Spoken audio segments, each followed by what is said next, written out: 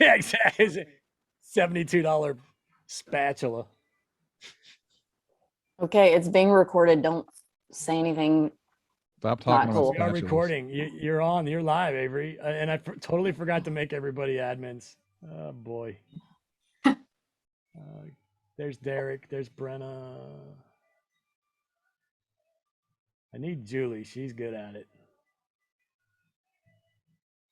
Julie. You know, you can search the names. Oh, you're right. Look at you. See, I told you were good at it.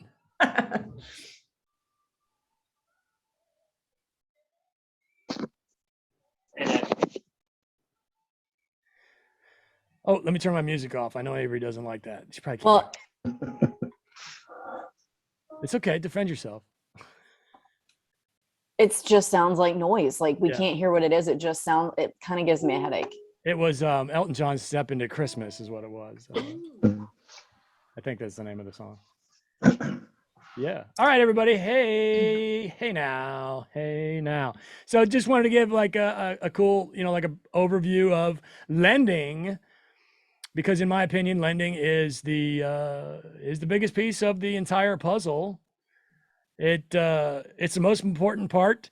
Without the loan, you cannot build wealth, in my opinion, because it's all about leverage, of course, according to the purple Bible we use around here in the world of investing, and Mr. Kiyosaki.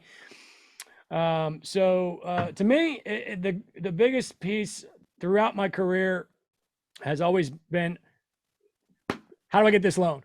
How do I get this loan? And then getting the loan has always been more important to me than finding the deal. Honestly, that always just kind of falls into place. I mean, there's been times where Avery and I, and I'll introduce everybody here in a second, accidentally ended up applying for a loan. For whatever reason, we pulled credit for something else, and then decided, you know what, we probably should use that credit pull, and applied for a loan. And everybody said, okay, we better use this on something. And then the deal came afterwards. So I find that lending is also one of my favorite parts. I've always been extremely interested in this, and I've always had a very serious knack for educating myself on the subject. And with that, I will introduce myself. My name's Luke. I co-founded the Short-Term Shop with Avery back in 2016-17, and I personally own 103 doors as of right now.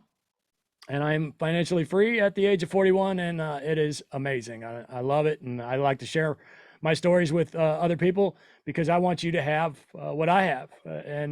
What I have is, I looked at myself in the mirror. I don't remember when it was. I know it was 2 houses ago. I think I was 38, and that was the moment that I knew. It snapped. It said, I am now financially free. And what that means to me, guys, is I got to a point where my properties were buying my properties, and that was, to me, that was a bigger deal than like 10K a month or cash flow goals. But anyway, I will also introduce the boss. We'll go straight to Avery Carl. Avery, I think today we're asking you to speak a little bit more from an agent standpoint than from what you are, which is all encompassing, badass of all real estate, including author of the book, and etc. So Avery, tell us a little bit about yourself, and specifically your real estate agent career. All right, guys. So I'm a real estate investor, obviously, like Luke, and we share a real estate portfolio. We have just over 100 doors. So that is my personal experience with clients. We are at like over, I think we're pretty close to 3,000 transactions. So I have seen it all when it comes to real estate transactions, and how lending can and will go sideways if you try to skirt the rules, or how things can go sideways even if you do everything right, like if you get a wacky appraiser. So I've seen everybody do every strategy in the book, some more successfully than others as far as lending goes. And I guess that's about it, Luke. Yes. There's something specific you were fishing for me to say. I was, and that is the fact that you have been one of the biggest real estate agents ever, year after year. About ever. since you start, well, in whatever year that was, since you started your career. Avery's the best in the business. We all know that. So we're going to have Avery speak from an agent standpoint today. And of course, we have Brenna, who is a co-owner of the mortgage shop and a total rock star in the lending world. And she's an actual licensed badass as far as lending is concerned. So Brenna will take that role today and introduce yourself. Hey guys, my name's Brenna. I'm the CEO and co-founder of the Mortgage Shop, and this is all things lending. I'm so excited. I'm nerding out to be able to talk to you guys about guidelines. That's what I specialize in. Lending was not my background. I used to be a professional singer. When I started out in lending, I didn't even know how to work the printer. So I promise you, if I can get into it, you guys can get into it. So I'm excited to talk to you guys, and I will be here for all lending questions. Brenna also has one investment property of her own as she's beginning to grow that side of her life, and we're very happy for her. And we do have several other rock stars in the room on the panel. We will, of course, go to Julie, who is, as I always say, one of only 3 people that I will take actual rental, host advice from. Julie McCoy, who is a rock star. Tell us a little bit about yourself. Well, thanks. Now I've got competition. I thought I was the only one you take advice from. Most important one. So, hey, everybody, I am Julie. I have been a overnight rental investor since 2017. I was one of Avery's early clients, and just being a part of what she and Luke are doing in the short-term shop has really turbocharged my investing and journey to financial freedom. So I have learned so much from them, and I'm excited, and I continue to do so. So excited to be here and share what I know. And now we will go to one of the other of the 3 people that I actually take host advice from, which is Mr. Chuck Kramer. Chuck's been around for a long time. He is not, as far as I know, I don't think professional of any kind just yet, but he is coming on board with the shop in the new year in Destin. So Chuck, tell us a little bit about your portfolio. Well, we're up to 10 doors, 6 of which are short terms. And we've been at this for several years before it became the thing to do. And I don't have to work. I just choose to work because I like what I do. Yeah. On the side, besides real estate, we also have a restaurant in Sevierville for all you Smokies investors. So it's over in front of Lowe's, which if you own there and you visit there, you're going to spend a lot of time at Lowe's. Yeah. So that is definitely a fact. Yeah. And then we'll go to Derek Tellier, who is another, well, first and foremost, a rock and roller, and been in Avery and I's lives for quite some time, and an absolute rock star of an agent. I think he's number 1 in Gizmar right now, and probably will be number 1 for the year, from what I understand. So, Derek, tell us a little bit about yourself. Yeah, I met Luke and Avery back 8 years ago, 7, 8 years ago, probably. Luke and I had other mutual interests. I didn't know anything about real estate back then, but we liked Harleys and we liked rock and roll. So that's how we connected. And it took a few years for him to beat into my brain the benefits of real estate. It took a while, but eventually I got smart and bought a couple of long-term rentals, or bought a long-term rental, converted a primary to a long-term, decided I was sick and tired of the W-2 life, and joined the team about almost 2 years ago now, and it started to explode. So in the past year and a half, roughly, I went from having 2 single families to I now own 14 investment properties. 11 of them are short-term rentals. Done that all pretty quickly, and blowing it up, man, having a good time. I recognize a lot of names on the call. Some of you guys I've worked with, some of you I've just started working with. I saw somebody a minute ago that I just talked to like 5 minutes. There's Allison right below me. I see her. Just got off the phone with her right before we got on this call. So. All right, cool. And Tim, also, not necessarily as much of a rock and roller maybe, but a badass in the car and motorcycle world. So we'll count him in on the rock and roll thing, but also owns a lot of rental real estate. And tell us a little bit about yourself. Well, thank you. Yeah, I'm Tim Grillo. I was actually a former client and now an agent. Got some about 11 long-term doors, and I was actually one of Julie's clients before, and Julie taught me everything I need to know about this stuff. And now we just closed on number 5 of our short-term portfolio actually yesterday. So, and we closed on that with Brenna. So this is pretty cool to be here. So it's been a cool journey. And you do have long terms as well. We do 11 of them. 11 of them. Yep. So, and just to be perfectly clear, here at the shop, we only sell short-term vacation rental properties, but we are very pro long-term rental. We think it's a wonderful idea. And that leads me to now our last guest for the day, which is just a buddy of mine and a badass attorney. He is here out of the kindness of his heart, offering his time for free, which is not normal of a lawyer of his caliber. So everybody please be easy on him. Mr. Patrick, who is, by the way, also an investor. Tell us a little bit about your portfolio. Sure. So we've been an investor since 2019. We currently have 11 single-family long-term rentals, one short-term rental we just closed on with a short-term shop, and one absolute triple net industrial property in the Birmingham market. I've been a practicing attorney for 11 years now, and I specialize in asset protection and estate planning. Patrick, great to have you. He also has a newborn, which is wonderful. Good looking kid. Okay, cool. So we'll take over. I'll take over your screens if you guys don't mind. We're happy to have you here. Hope you learned something today because, I mean, this is very nerdy stuff, but I find that it really is the most important part of the whole piece of the puzzle of the pie. Get your pie, man.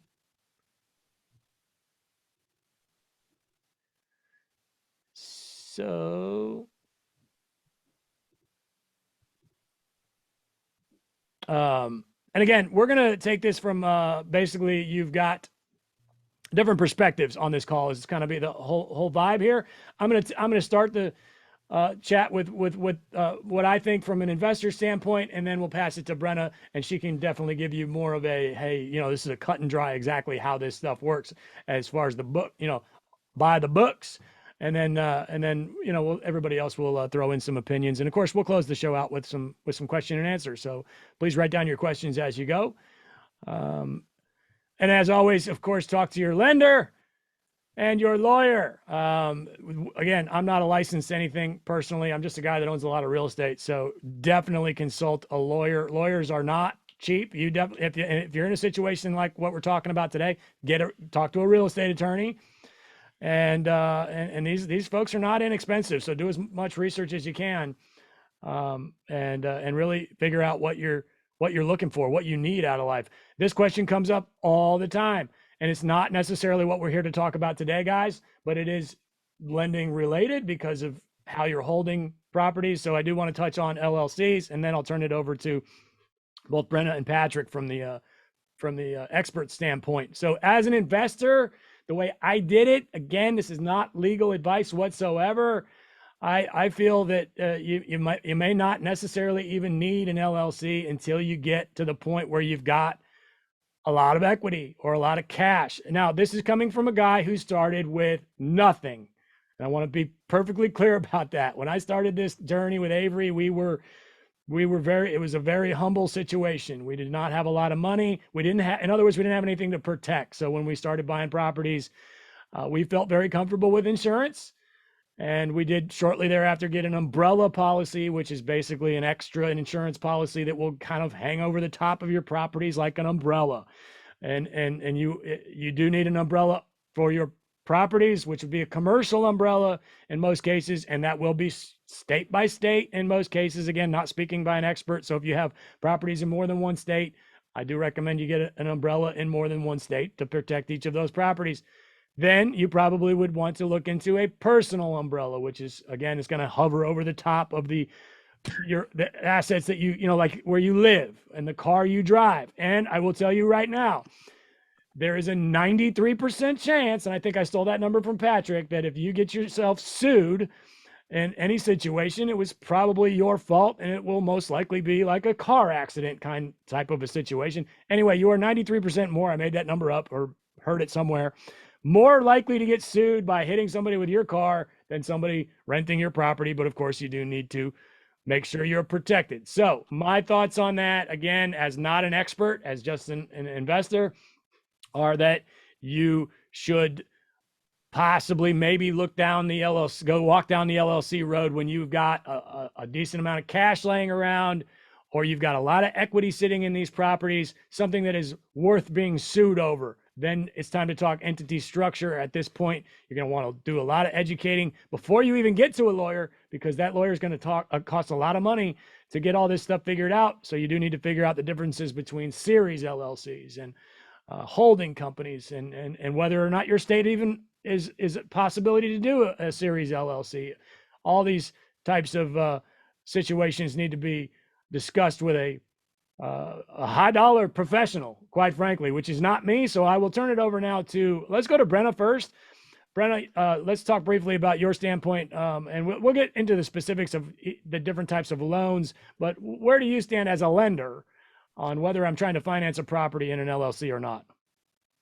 So whenever somebody is like, oh, can you do a loan in an LLC, and it's their first time buying a property, I'm always like, what's your reasoning for purchasing in an LLC? Are you going in with a partner? You're doing a partnership because you want equal skin in the game, or are you just trying to protect your asset or asset protection? Because most of the time, if you're just starting out, I recommend, probably doing it in your personal name, because you can have an umbrella policy over your properties. Now, when you get into like 10 to 15 properties, then you can talk to your CPA about possibly opening up an LLC or a partnership or what have you.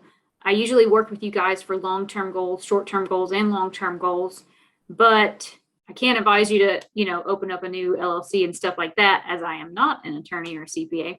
And so I just kind of look at your situation and offer you my advice of what I think about your situation.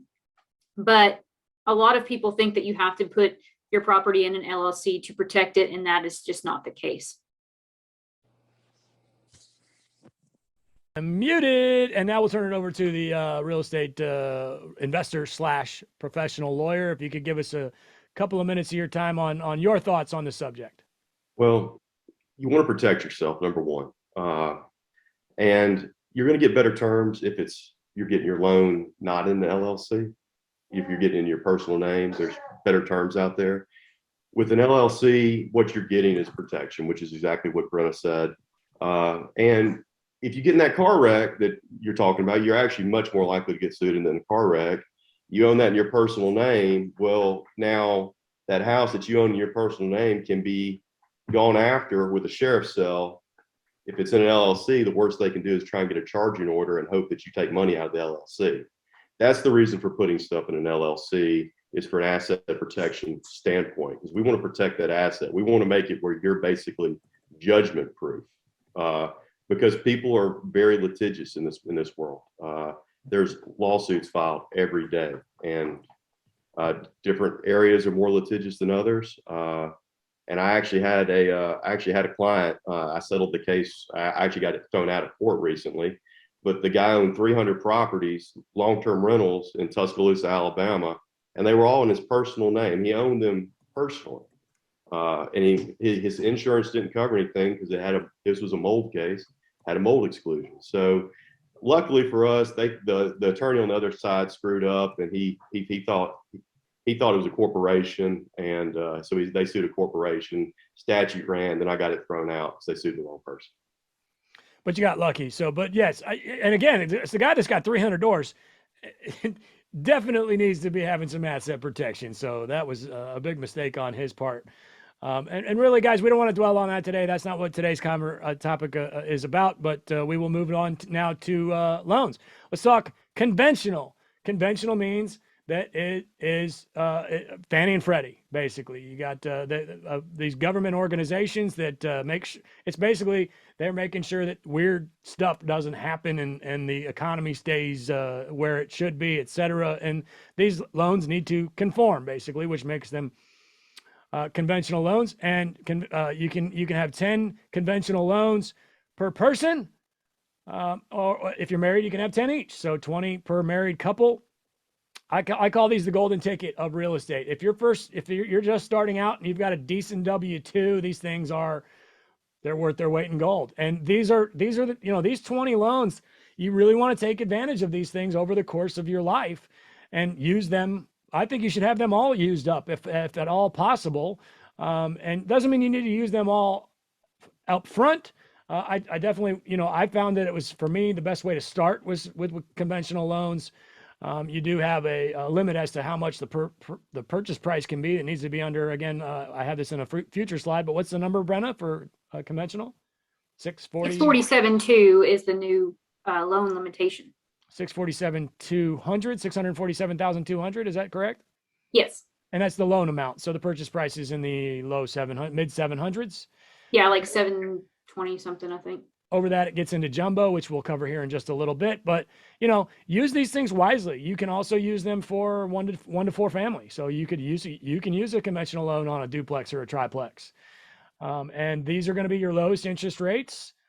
They're, again, backed by these federally regulated organizations called Freddie Mac and Fannie Mae.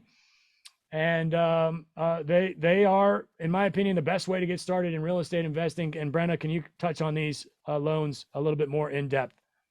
Yeah, so the 10 conventionals per person, anything over 6 finance properties in your personal name, you do have to have a 720 median credit score. So just keep that in mind when you're getting financing above 6 finance properties.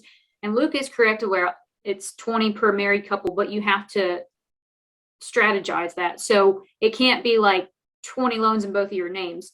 You, as like the husband or what have you, have to go get 10 mortgages and not have the wife or your spouse or whomever on that mortgage with you. They can be on title, but they cannot be on that mortgage. And then if they can qualify for 10 others, they can go get the 10 others in their name, and vice versa, that husband or spouse will be on that title. And that's how you can do the 20. So you want to work with the lender that understands that and then will not screw you over, because if you and your spouse apply on a loan together and then you guys go and apply separately, you 100% will be accounted against that debt. So a lot of people think, oh, well, it's only half of my debt. Nope. If you apply by yourself, it's going to show as your full mortgage payment, no matter who, your wife, or you splitting that cost. So just keep that in mind when you are doing those loans. And along those lines, there's really no reason to put both names on the loan unless there's a situation where you need the income from both people to qualify for that loan. At some point, if you do want to be, a little deeper into this business and maybe be full-time someday, you're going to want to refinance that thing at some point, likely, so that you free up one of those conventionals. But again, if you get that deep into it where you're hovering around 15 to 20 conventionals at any given time, you're likely to have moved on to a different type of loan. And but it is always nice to have a conventional in your back pocket mostly because of the low interest rates. Now, I will also throw in there, as an investor, these loans are a lot of freaking paperwork, and it gets to the point. This is where I'm going to call on one of our probably, let's go with Chuck on this one here in a second, but. I mean, these, in the early days, you don't care because you're excited. You're very, you're eager to give them, because they're asking they want to know where you pumped gas 2 weeks ago and how much you pumped. You know what I mean? I mean, not literally, but it's pretty brutal, the amount of paperwork they're looking for. You get deeper into your career and you get a machine rolling where you're just closing deals like crazy. You don't really want to deal with all that paperwork anymore. So keep that in mind. But again, the low interest rate is the beauty of a conventional. And more importantly, the biggest part of it, 30-year fixed. It's the only place you're going to get 30-year fixed money, pretty much, period. I mean, That's not true, Luke. Go ahead, Julie. I'm like, there's DSCR loans Right, that we are haven't not gotten to that. conventional, and you can get 30-year fixed on that. Yes, you can get 30-year fixed on DSCR. We'll get to that for sure. Now, higher interest rate on those. But Chuck, talk to me about the paperwork. Well, incredible is a good word for it. And a pain in the rear, keeping this family friendly. But the first 2 or 3 that we did, and I just remember lots of nightmares, and we actually lost 2 deals in the beginning because of the amount of time it took. The repetitiveness, it was just ridiculous. It took months. We eventually moved to doing commercial loans. So with some of the larger people in the industry, it was a little bit better. The paperwork was streamlined, but the amount of time took longer. Instead of 30 to 45 days, we were looking at 4 to 6 months. These guys just weren't ready for this kind of business, and they weren't set up for it. Most of them were using people from the residential side who had no clue what to do on the commercial side. Nowadays, we're using DSCR loans, and I know we'll get into that later, but it's a world of difference.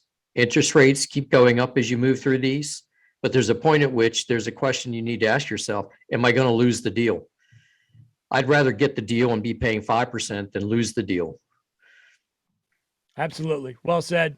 Well said. So let's talk second home vacation loans. We'll get into DSCR here in a second. Again, these are conventional loans. The way I look at these guys personally, again, as an investor, and then I'll turn it over to Brenna. This is not, for me, this is not for investing. This is for a second home. You do need to have a decent, like a pretty decent day job, a W-2 that can back up the mortgage on this house, whether you rent it or not, because technically you're really not supposed to be renting it. That being said, yes, you can put a second home on Airbnb and Vrbo when you're not using it. So these loans, again, very low interest rate, very low down payment, but it's not for investing. So if you've got the big day job to back it up and you want to throw it on Vrbo when you're not using it, absolutely. But that's the way I look at these. It's definitely not a scalable model. And then I'll turn it over to Brenna. Yep. So basically what Luke said, your first intention for a second home or vacation home has to be that you have to want to vacation there. I see a lot of people do this for the area. Like Luke always says, where does your wife want a vacation? That's where you're going to buy your first property. And so it's really true. And if you guys are first time investors, I recommend, doing that loan in a place that you want to visit, because one, you're getting used to the area. You can, recommend restaurants like the diner, Chuck's Diner near Lowe's. Y'all can get all your shopping done in one. And that way it's more personable. Like I know Luke and Avery have on theirs, like where you can, their favorite hiking trails in the Smoky Mountains and such like that. You want to know the area. You don't always have to know the area, but it is more personable. The guideline everybody always asks me, they're saying, well, how long do you have to stay in that second home? Well, first, again, ask yourself if that's the main reason you want to do it. And second, it's really a gray area. So I define it as 15 days out of the year is when you need to spend time at your vacation home. And when you are not using it, you can rent it out on Airbnb, VRBO, personal website, or what have you. Just make sure your first intention is for it to be a vacation home. You sign this thing called an FBI occupancy certification when you do a loan, and it's saying that I intend for this to mainly be a second home vacation home loan. So just keep that in mind.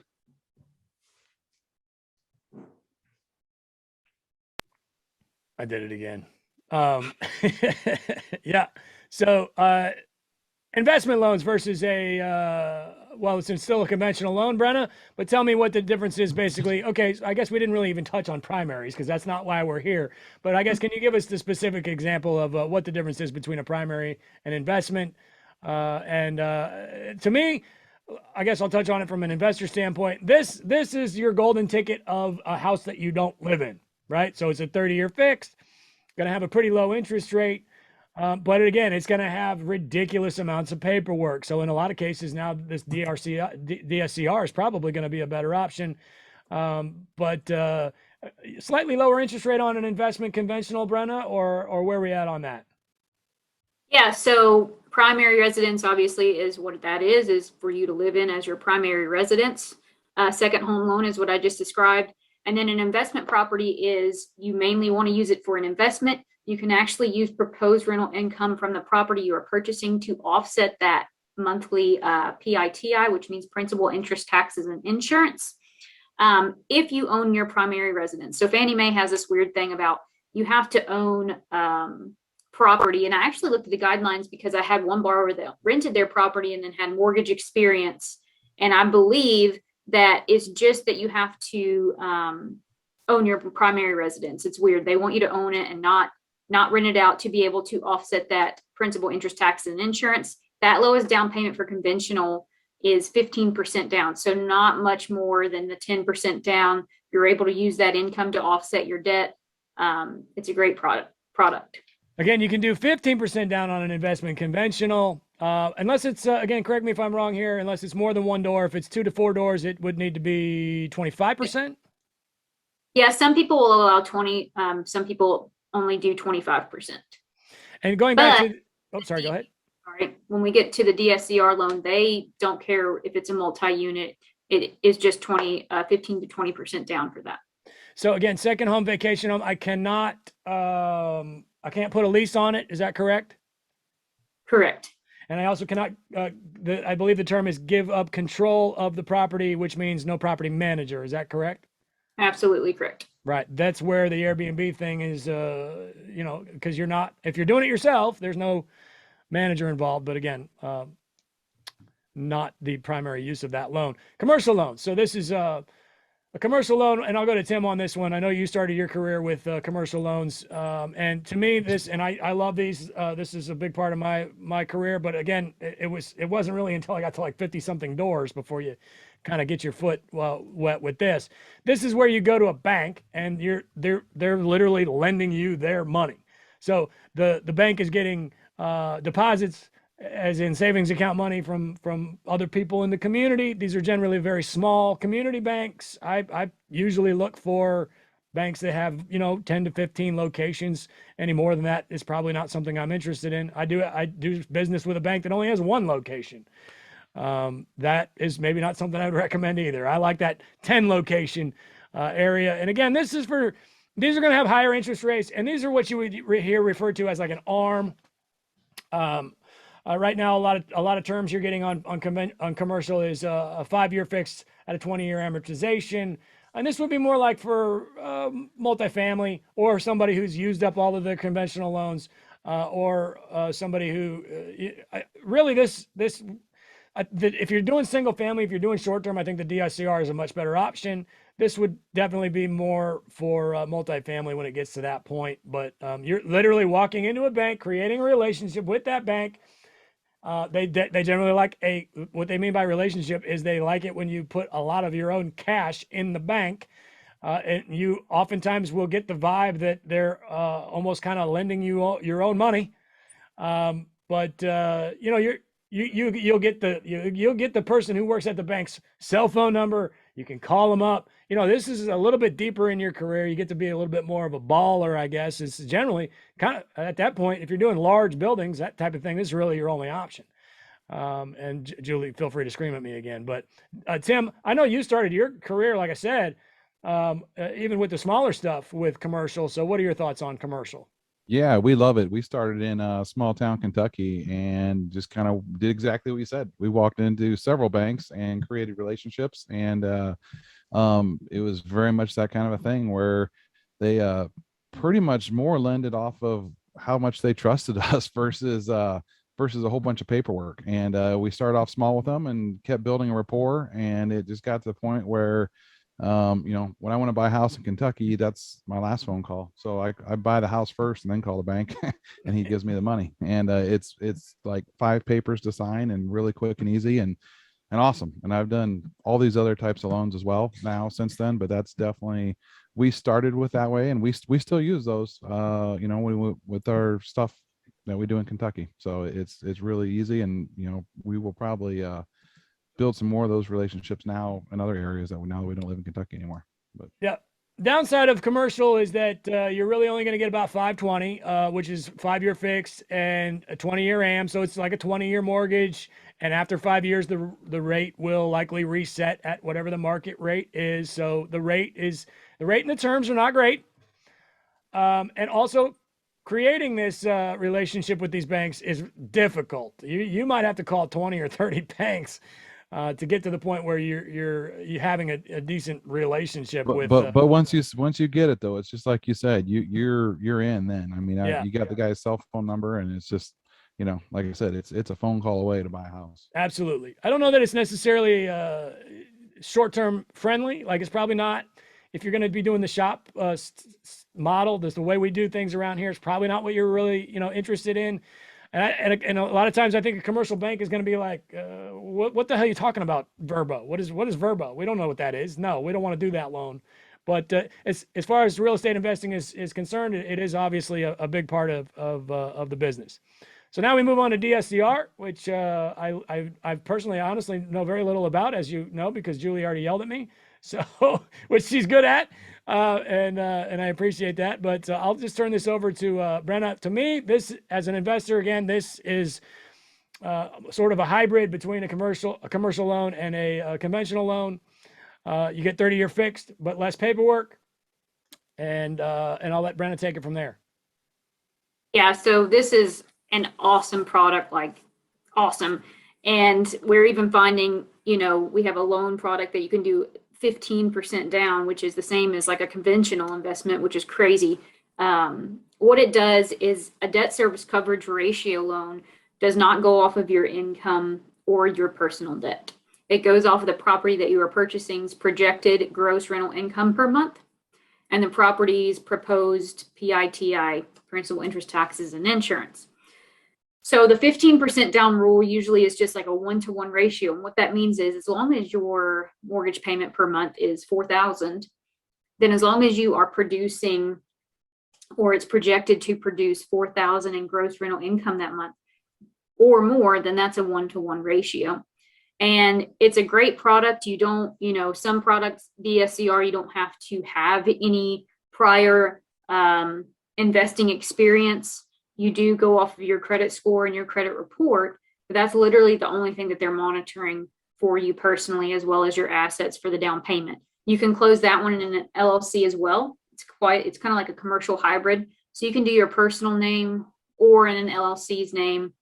I can't speak enough about it. It's a great product. I'm really surprised that it's like that simple to get something.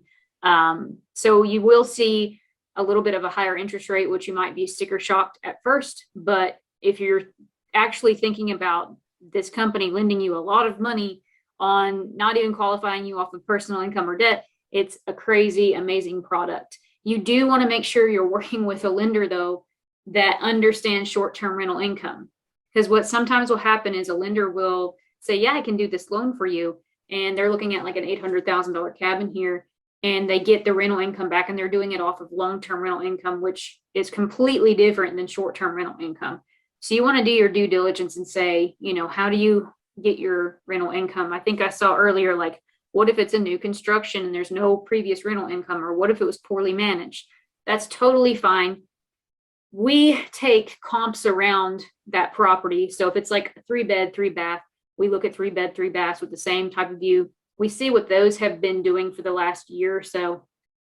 And then we take the average of that number. So all the areas that we specialize in, you're probably never going to run into a problem of hitting that debt service coverage ratio. And again, that's why it's such a great product. And DTI, no, not an issue here. In other words, if I'm brand new and I bought 6 properties in my first year and my day job's not keeping up with that, which is debt to income, that's not an issue here, correct? Yeah, and if you're wanting, it's great for anybody wanting to expand quickly. I see all the time, I see on Facebook, or people ask me, well, my debt to income is capped. So how are all these people getting properties, this type of mortgage? They're either doing hard money or this type of mortgage, which this type of mortgage is what you want to go with. You can scale quickly. It doesn't go off. Let's say you change from W-2 to 1099 and you can't get that conventional loan, or you have 10 finance properties, you can't get that conventional loan, or your just debt to income is strapped for the year until you can file that tax return and show rental income on it.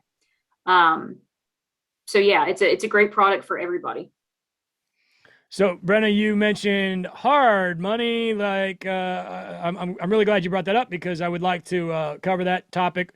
What is? I'll take it from my end, and then we can pass. If anybody wants to raise their hand on the panel, more than welcome to bring that up. Where's that echo coming from? Was that me? Check. I think it's gone. Anyway, so hard money. Yeah. There it was again. Hard money is literally borrowing money from a dude, like, and it comes in handy with burrs, right? So if you want to do a burr and you're like, hey, I need the cash to, because you usually need to buy a burr like cash up front and then finance it later. That's the whole point. So you're literally going to, like, I mean, these people are very easy to find at RIAs. Generally, there's like the hard money guy at the local RIA, and you get like your hand. This is my experience with it anyway. You shake the dude's hand and say, hey, I found this deal. I want to flip it. let's, how much are you doing on hard money right now? And it's usually a ridiculous amount of interest, but it should be, because he's taking a lot of risk on hard money. So anybody on the panel have a specific, I've never actually done it. So if anybody here has experience with hard money, love to hear from you. I believe Derek has. I used private money, which is basically the same thing. Mine wasn't an official lender. It was somebody that had a really big bank account, and he was willing to, it was a friend of mine, he was willing to finance it. Yeah, I paid like 9% interest and 3 points on it. But, hard money gives you an opportunity to get into something. It's got to be a value add situation. You've got to have a plan to refinance or sell to get out of it. So it's ideal for flips and burrs, like Luke said.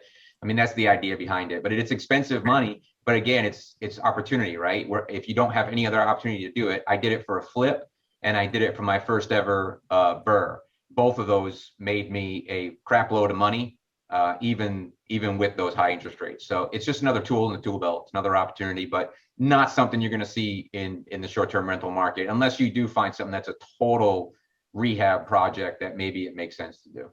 Not likely to happen in one of our markets, is what. Yeah. Yeah. And Derek, what do you mean I made a crap load of money on that? I mean, because I was there and I saw, how much work you did. So let's be real. You really got to arm yourself with a whole lot of knowledge before you go into that to get that crap load. Yeah. I mean, to be realistic, that very first one, I put a lot of sweat equity in that, but it was my first ever investment. It was a learning opportunity. If you listen to enough podcasts, that first one is about learning. So for my first investment, I walked away from that deal after the refinance with $5,000 left in the deal. And I'm renting that house out for $1,800 a month. I've just finished my second year, or about to finish my second year on that lease. The mortgage is going up, or the payment's going up to $1,900 effective in January. My mortgage payment on that property is like $847. So, and I've had zero maintenance out of it in 2 years. So when I say crap load, compared to SDRs, it's not a crap load of money. It's a little bit of cash flow, but it's nice and steady. And I've got this great little asset. The flip I profited about, 50 grand on that flip, even after my hard money. And that was about 6 months worth of work. And that one I did not do hardly anything. Like I went there a couple of nights because I just needed to vent my head and did some work, but that was more about me just needing something to do.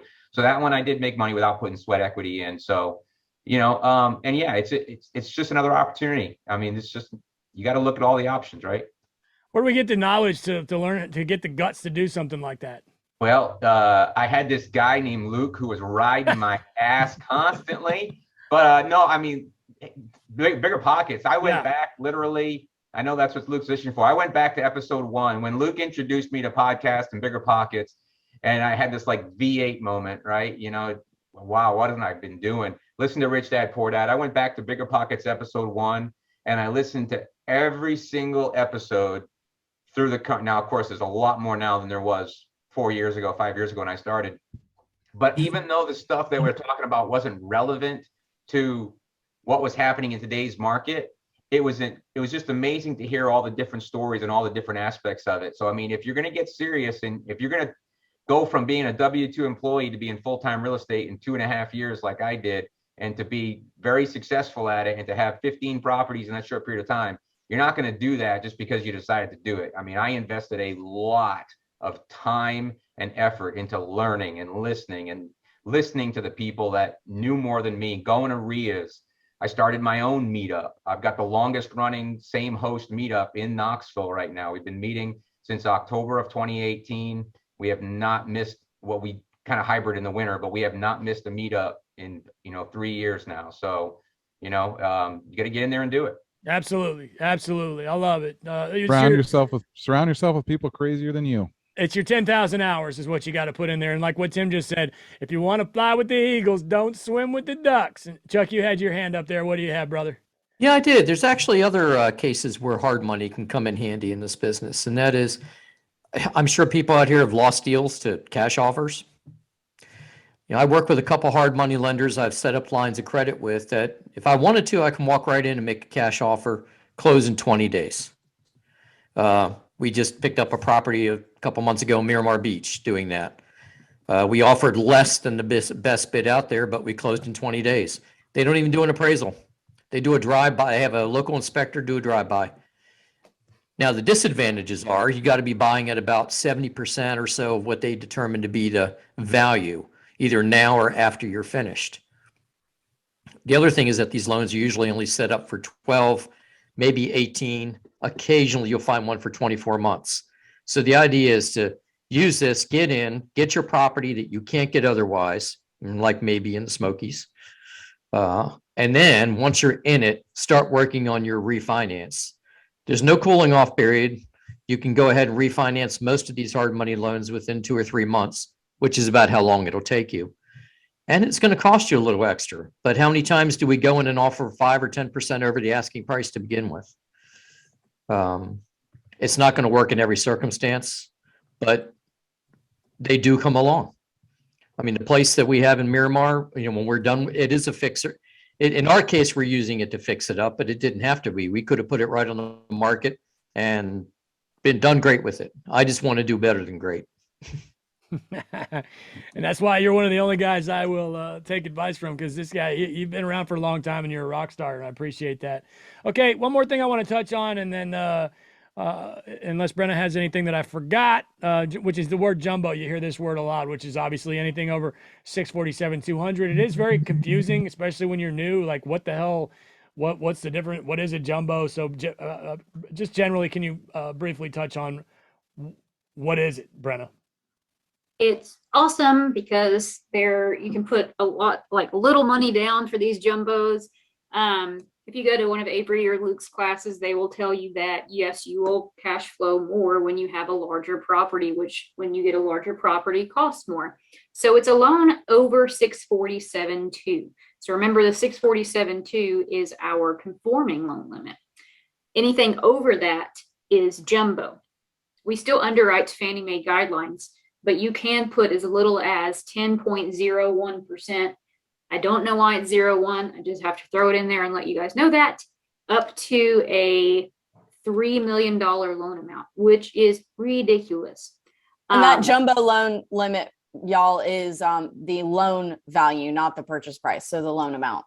Correct. Yeah. So we're talking about like loan amount. So anything that you're getting a loan on over 647,200. So your second home loan, you can do like that little as 10.01% down.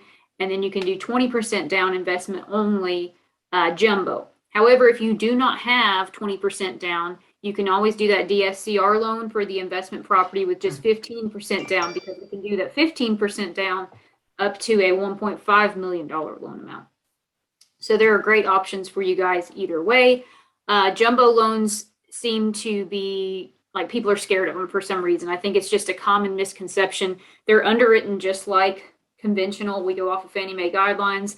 They're not any more strict. They're not any more lenient. Interest rate might be a little higher, maybe by like 0.25%, but that's nothing, compared to the long run of cash flow that you're going to get. Wonderful, wonderful. So we're going to open it up for Q&A. I do want to try and get everybody out of here on time. Avery, if you want to, I know you had at least 1 or 2 questions that you already were fielding there in the chat. And anyway, hope you guys enjoyed. We'll go ahead and take some questions. Avery, did I lose you? Are you there? No, I'm here. Okay, go ahead. Okay, Brian in the chat, do you want to clarify your question out loud, and I will try my best to answer it? Okay. Hi, Avery. This is Brian. Hey. I'm good. Okay. So I was looking at the real estate side, or the agent side. How can they help us? Like, can they guide us through the market in the area that we're in to know what kind of, the loans and kind of the market conditions and what's going on to help us get this loan to get approved and get this thing done? I know the mortgage shop, is definitely a benefit to us, right? Because we have a captured audience of this helping us get this these transactions done. But just overall, working with the agent side, what can we expect from them to help us through this process? In terms of financing, so I think the answer to that is there's not that much they can really help you with in terms of helping you choose which mortgage is going to be best for your situation, because there's just, what your entire financial and like just life goals are is just something that is unknowable to anyone but you. Right. But they can help you with things like appraisal gaps and, having to go over asking and, knowing when that has to be done, and getting through that process in terms of what you need to offer. And so that will help you understand what you need out of your loan product. But I guess it just depends really more on what your goals are, what type of loan product you get, than necessarily what any of the agents can help you with. Mm-hmm. Yeah, I get it. Okay. Yeah, the agent side is really helpful on that market because I don't know the market because I'm so far away from there. Mm-hmm. So just knowing to work with that agent closely so that we can put the deal together and make it work. Yeah, absolutely. And all the agents in all of our markets, they do a lot of deals. So they've seen a lot and seen what works and doesn't work. So they'll all have advice on the specific situation when you're offering on something. Which I suppose I should clarify. Brian is, I think, referring to the short-term shop, which has not been mentioned yet. We are all part of the short-term shop, which is a team of badass real estate agents, and anybody can check us out at the shorttermshop.com. I'll jump in on that too, as far as, how much advice your agent can give you. One thing I'm going to say is whenever you put an offer in, there's a piece of paper that you sign that lists all the things that as a real estate agent, we are not. It's a disclaimer that you have to sign. And right in there, it tells you that, we are not giving you any legal advice on any of that stuff. Now, do we have personal experience? Can we give you an opinion just like your Uncle Bob can? Yeah, we can. We may have a little more knowledge than Uncle Bob, but bottom line is no matter what we tell you, trust but verify, because we are not experts in that. I cannot give you lending advice like Brenna can because I don't have that training, but we can certainly give you our opinions and ideas, but we're not true experts on it. But we probably have more knowledge than the average person. Right. The mortgage shop lenders or loan originators and the short-term shop realtors together, or like, do you remember like in the older day, I'm telling my age, but like back in the Power Ranger days, and like they put all their rings in together in the little center circle, and then they united or whatever. That's us for you as a package deal. Awesome. I love that. Yeah. I want to put my ring in the pool too. Well, so listen, I guess I'm more of a Ninja Turtle at that point then. Avery, who's next? Let's grab Candy. So, Candy, tell me about doing your own analysis. Can you clarify that question a little bit? Well, I was doing I don't even know if I did it right. I tried to follow what I've learned, going to the data that you gave me through what is AirDNA. Mm-hmm. So I did all of that stuff, but I still don't know if I did it right. But either way, I went on and put an offer on a property because it seemed right. It looked like my numbers were right. And yeah, I still don't know if I did it exactly the way that I was supposed to do it. Well, that's good. So yeah, that's actually something to clarify too. So you did that exactly right. It is your job to do your own analysis and make sure that the numbers work. But if you are like really terrified, you can always email Luke or myself and we'll take a look at your analysis for you. I mean, not like every day on every single property, because we do have to get through our lives as well. But like, if you're just really stuck on something, like really scared to make a mistake, Luke and I are happy to take a look at that kind of stuff to help you through, because we don't want you to be scared. We want you to feel confident. So we're happy to help with that. Okay, I do have one last question too. Okay. So I am under contract now, going through the process of inspection and all of that stuff. I don't know what to do next. Like I'm looking, I'm looking to, figure out, what kind of things that I need for the property and what I need to do, but I'm not 100% sure exactly what I should be doing. How do I get some sort of assistance, and can I get some sort of assistance? Yeah. So you're just trying to figure out like what things on the inspection report are normal to all properties, or what things you might want to have you ask if you can have addressed or money off kind of thing. No, this is once everything is done and I've actually purchased the property. Like, how do I run this thing? How do I get it up and running? Oh, gotcha. So are you a short-term shop client or are you using one of our agents? Yes. Okay, then you'll get a link. You should get a link to Luke's Management Monday class, and he'll teach you all of that Well, stuff. So we don't have got to you worry about it. covered, Candy. Don't Yeah. worry about that whatsoever. We're gonna get you taken care of. We definitely want to talk about focus on lending today, if at all possible, because we're gonna post this on our Facebook. But Avery, I we think got you Josh has covered. something. Thank Yeah. you. Yes, Josh M was first, I think. Thank you for changing it to an initial because it was two Sure. Joshes.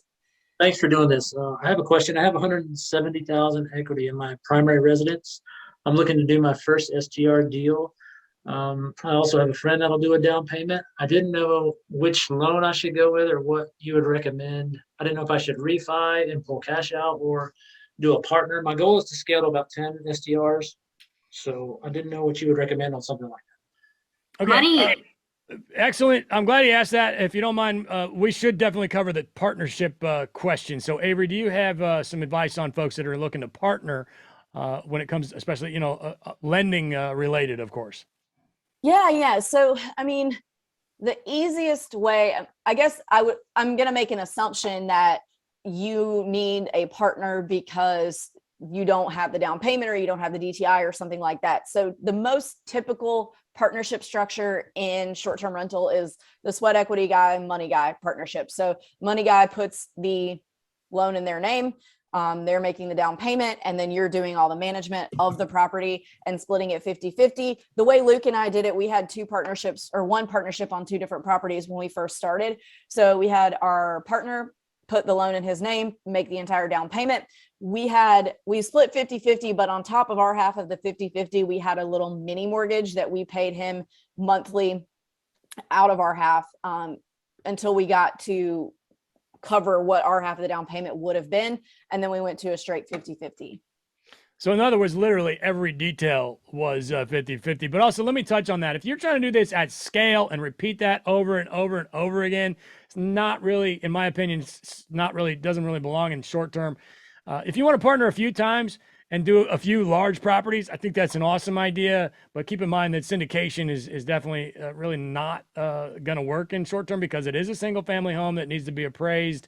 So if you're interested in that, absolutely go for it. I can recommend a podcast called Multifamily Investor Nation. Dan Hanford, he's awesome. I don't even know if we answered Josh's question, which was an excellent question. Definitely kind of steered that in a different direction if he wants to. And it looks like Patrick had something. Sure. Just which way would I don't prefer a partner because I think it'll slow down my scaling. If I didn't know if I should refi and pull cash out for my first down, I don't know how that'll affect debt to income ratio. That's Brenna. So, okay. First off, let's cover the refinance. So this is for anybody on the call that has equity in their primary or equity in whatever homes they own. So of course we want your refinance business, but is it right for you to what you want to do? So that's what it comes back as we talk to you about your short-term goals and your long-term goals. If you're wanting to expand your portfolio of property, what would make sense would probably be a HELOC for you because it's a revolving line of credit and you can pull from it like a credit card, right? You can pay it off and then pull from it. A refinance is one and done. So if you're just wanting to do one property, then that might be it. You can still get a good interest rate. But once you use those funds, you won't have those funds anymore. Refinances also have closing costs as opposed to HELOCs most of the time do not. And so I would recommend looking in with your local bank that you have a relationship with and possibly look into a HELOC instead of that refinance if you are wanting to scale and grow your long-term real estate wealth. Totally agree, especially on a primary. Absolutely no reason not to do HELOC on the primary. Wonderful idea. Patrick, did you have something? Yeah, I was just going to point out, if you do partner with somebody, make sure you get it set up in an LLC with a good operating agreement, because that's going to be your divorce strategy in a business divorce in case something goes bad. So make sure you get an attorney to set that up for you. Don't go to a Rocket Lawyer or one of these other websites that'll set up something that's not state specific. Okay. Okay. Thanks a lot. Yes, sir. Avery, you want to keep steering the ship? A couple more questions. Sorry, Josh, regular Josh with no initial.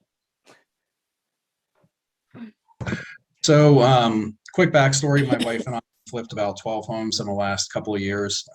We'd flipped a few on our own, and things were going really well. A partner of ours who's a family friend saw how well we were doing, how much money we were making, and he wanted to get involved and make some money too. So we made him a few $100,000 over the last couple of years working with him.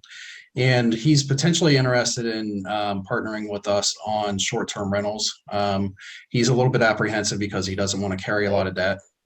And I know, Avery, you said that you have seen just about everything, out there as far as lending and purchasing goes. So we're trying to figure out how we can leverage the relationship and the good past performance that we have with him in a creative way to where he's not carrying hundreds or, millions of dollars in debt. So I'm just kind of curious what options there are. Whether you've seen people do, where the money partner will help pay for the down payment or something like that, just so where he's not going to be owing, having millions of dollars in debt in his name. So like actually partnering just 50-50 on everything. Like you're both going on the loan, you're both going on the title, all that. No, because we have the money to do a couple of short-term rentals on our own. But we don't have the money to do, we'd like to be at 10 as soon as possible. So if you don't need a partner, I would probably just truck along on your own, because what happens with partnerships is it ends up like once you get 3 or 4 on your own, which it sounds like you can get at least a couple on your own, you're gonna look at that cash flow, and then you're gonna look at the cash flow of having to split it 50-50 with a partner and be like, why the hell did I do this? I could have just like waited a few months and gotten this cash flow together on my own for a new down payment for something else. So, I mean, I know there were a few times that Luke and I, with our partnership, we were like, oh, there's not a lot of meat on the bone here, but we're just getting started and we're bootstrapping and we're cool with that. But if you don't have to do it, then it'll happen faster on your own than you think it will. I 100% agree. I think, Josh, focus on the money that you already said you can get a couple of these on your own. Do that, because it's going to, if you buy 1 or 2 or 3 of these things, you're going to blink your eye and it's going to be a year gone, because you focused all you went to that Home Depot and the Lowe's and Chuck's Diner 8,000 times, and then in 12 months, once you've used those up, it's not like a single family for $100,000 where you just put a tenant in it and you forget about it. This thing's going to take it's going to be consuming if you do 3 at once, and not consuming because it has to be, consuming because you are going to be obsessed and really like it. Everybody falls in love with this asset class. They do. And obsessed is a good thing to be. 100% agree with Avery. I think she nailed it. Okay. What do you think? I think this is a great topic. Julie, you're up there smiling. I'd love to hear from you.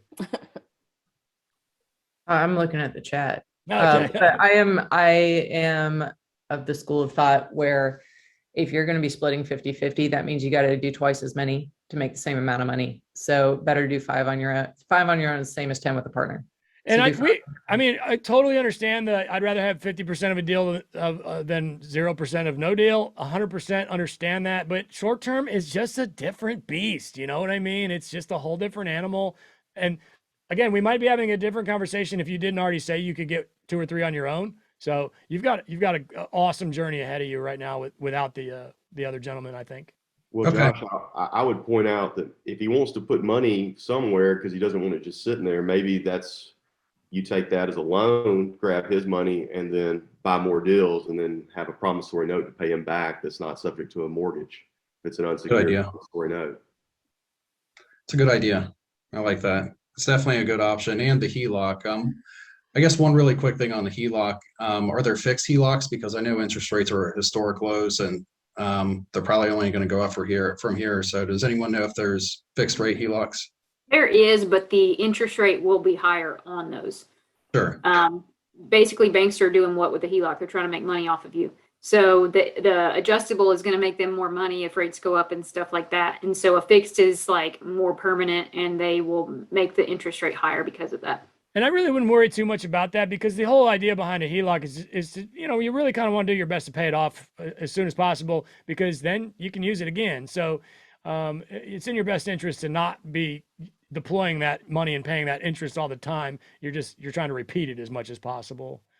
I think you got a great journey ahead of you, Josh. You really do. I'm looking forward to it. Yeah. Another piece of advice. Sorry, Brenna, go ahead.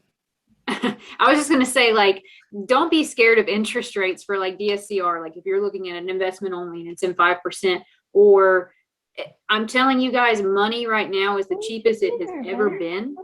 3% is not high. 4% is not high. Think about back in 2007 and 2008. If you followed the market then, and when the market crashed, people had like 13% interest rates.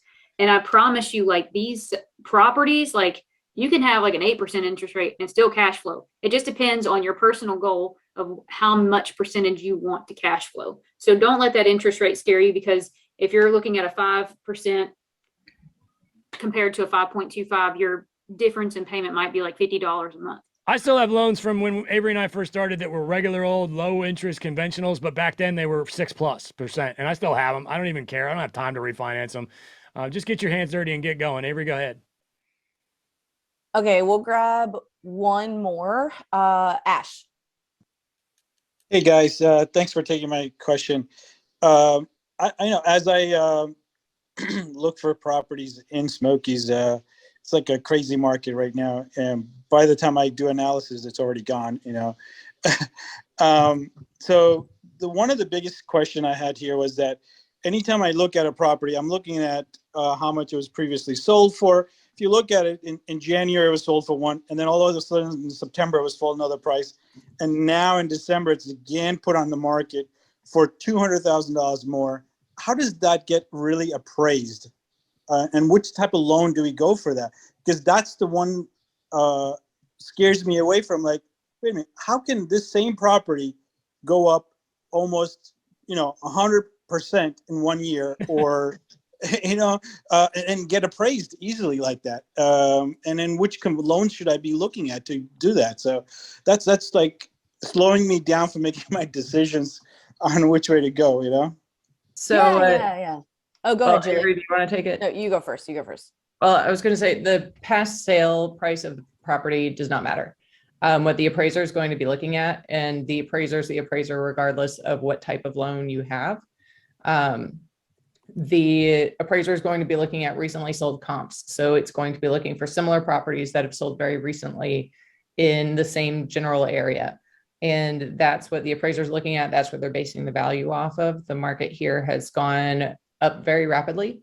And a lot of people are capitalizing on that by selling homes that they've bought previously, and often are reinvesting that equity into more or larger properties in the same market. I've got quite a few clients who have done and are doing that. So you will make yourself crazy if you look at, what did this property sell for last year? Doesn't matter. Do the numbers make sense right now? That's what matters. If it makes sense for you right now at the price it's available at right now, then great, go for it. But doesn't matter what someone paid for it 2 months ago, 6 months ago, 2 years ago. The appraiser isn't looking at that at all. Right. So I agree with you. And what I'm trying to figure out is like, okay, if I'm going to pay more for this property, it's going to get appraised because the other properties are going for that per square footage as well. That means I need to nightly rate needs to go up. Mm-hmm. Nightly rates are absolutely nightly rates have run up. Triple. They're triple what they were a year ago. I mean, it's absolutely. We do want to stay on the financing topic. Avery, let's take Melissa, and then we got to roll. Melissa, you were really sweet in the chat, so I definitely want to grab your question. Thanks, guys. Well, I was just wondering, how soon do people typically pull a HELOC from their home? Because we just bought our primary this year, and I mean, it has appreciated as all people's houses have. But how soon would you do that? Usually, rule of thumb is 6 months after you own it. From a bank's perspective, I personally, I don't know that I would do it. It depends on my position as far as like my day job and my kids, how leveraged, because that's like you're pushing it to as leveraged as you can get it if you're HELOCing a brand new house, new purchase. So I don't think there's a cut and dry answer there. Julie, what do you think? I'm so sorry, I did not hear the question. That's okay. Avery, what do you think? I was hitting somebody in the chat. Oh my goodness. Did Okay, anybody so listen? Tim? It depends on everybody's situation, right? So if you're doing a new construction, you're automatically going to have equity in that. If it depends on where you are, I don't know where you're located, but if you've got 100,000 in equity off the bat from your appraisal, then by all means, but don't strap yourself 100% of equity and like you're just really getting by on that. So just make sure you have set aside for anything that you need to replace in your home. Just keep that a little bit of buffer.